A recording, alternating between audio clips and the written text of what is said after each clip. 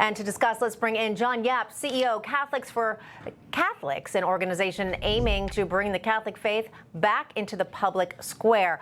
Great to have you with us, John. You know, you spoke with us yesterday on American Agenda. Very busy days for you. We know now a little more information than we did then. Pope Francis's funeral, it is to be held on Saturday. But of course, there is a lot of preparation going on before the world says their final goodbye to the Holy Father. Let's take a look at this. 9 days of mourning. Cardinals hold daily memorial mass. The Pope lies in repose. The Pope is transferred to St. Peter's until the funeral. And again, a lot of rituals happening as well. Tell us about some of those that people might not be aware of, what we'll be seeing, and also what's next.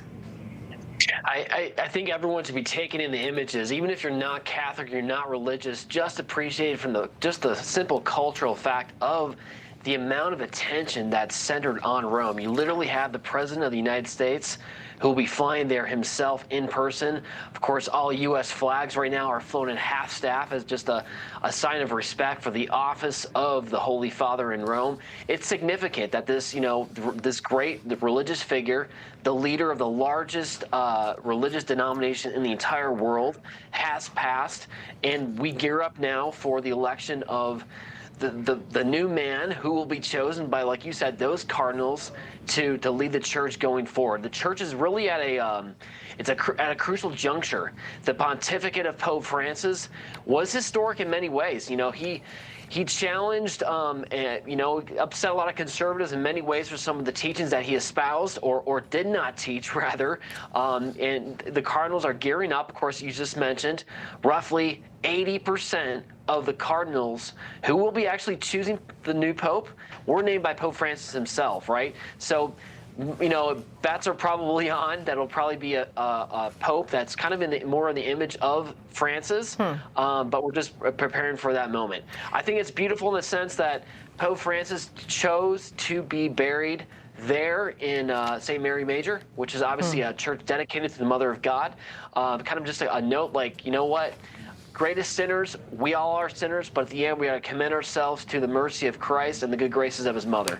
Yeah, John, you mentioned, of course, that President Trump will be attending along with First Lady Melania Trump. It's interesting because we know that he has repeatedly clashed with Pope Francis, specifically about issues like many conservatives had, but specifically for President Trump, like immigration. What do you think it symbolizes or means to have President Trump attend the Pope's funeral despite their difference? What message does that send around the globe? Clashing is not always bad. Dialogue is good. That was a word that Pope Francis loved, dialogue, right? Conversation with people that you do not agree with. Trump's also an expert at that. He'll sit down with anybody. So the fact that Trump, who did clash, and by the way, it's so ironic, the whole immigration thing, when the reality is the Vatican has the toughest laws on immigration in the entire world, right?